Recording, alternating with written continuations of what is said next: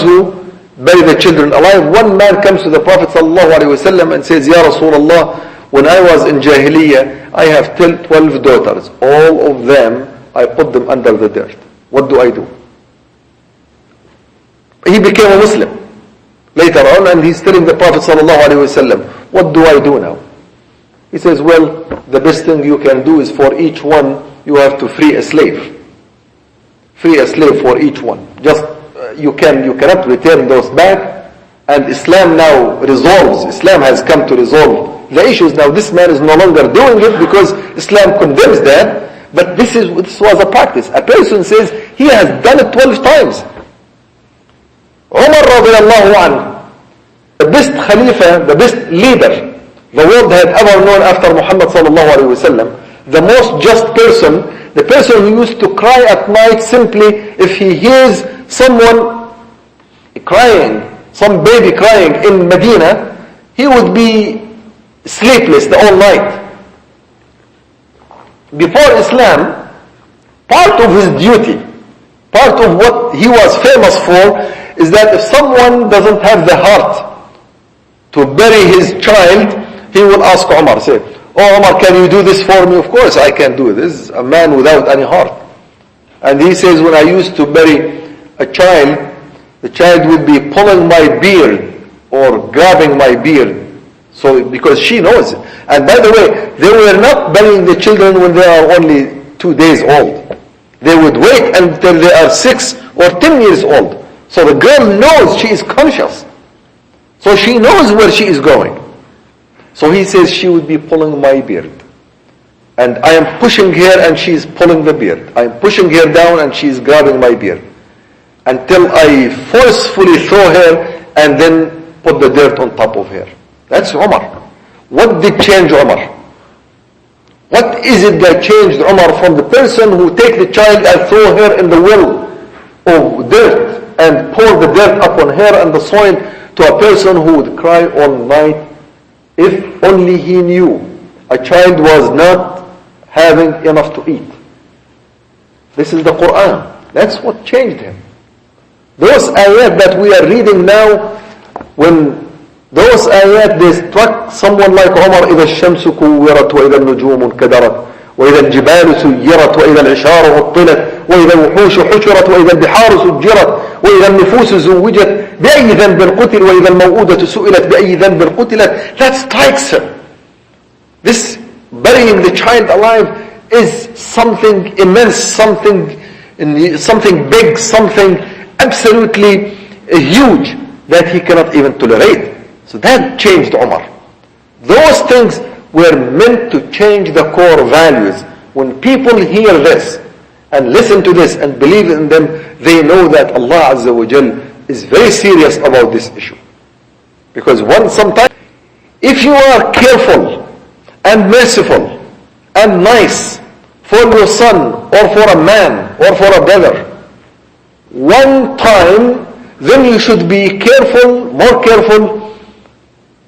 generous, more merciful, more kind for the female or gender from your family 1,000,000 times.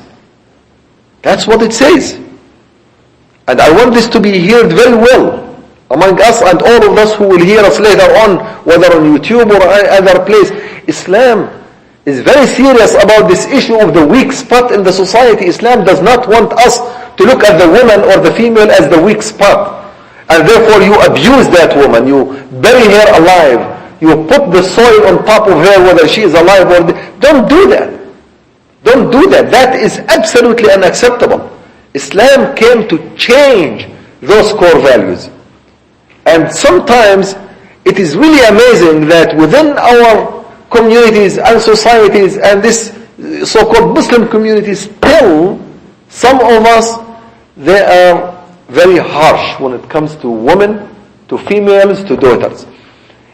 It doesn't mean that you don't give the proper teaching and learning and constraining, but it means that Allah Azza wa Jal, when it comes to the issue of females, is very serious from the time of the inception of the woman in the womb of her mother until she is born, until she grows up.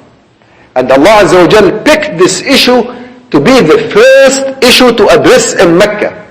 As I mentioned, in Mecca, if you look at the corruptions and the falsehoods in Mecca, they are numerous.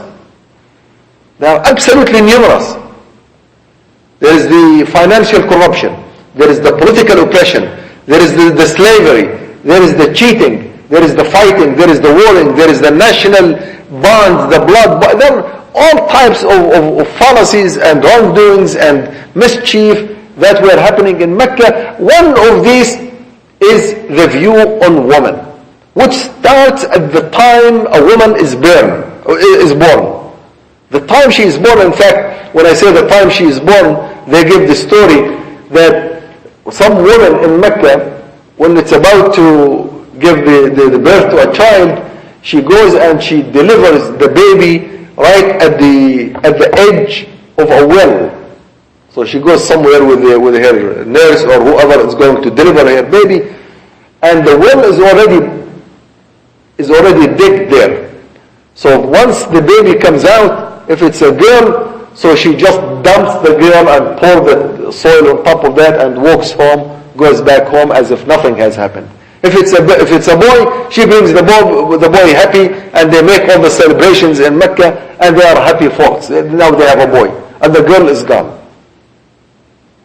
So Islam looks at this issue right from the very beginning, from the time of the inception of the woman. So when we talk to the world around us, when we talk to the capitalists, to the so-called Democrats, to the secularists, to the new civilization people, when they bring the issue of Islam and the issue of women in Islam, say, wait a second, you can't compete with Islam.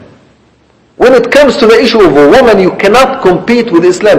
There is no system in the world, no philosopher, no ideology whatsoever that had equated the oppression that is practiced against a woman from the time of her birth, equating it to the universal explosions around us, meaning that to see a woman being oppressed, especially whether it's from the time of her birth or until the time of her death, to see that to equate that to the explosion and to the destruction of the entire world, no one can compete with Islam on this ground.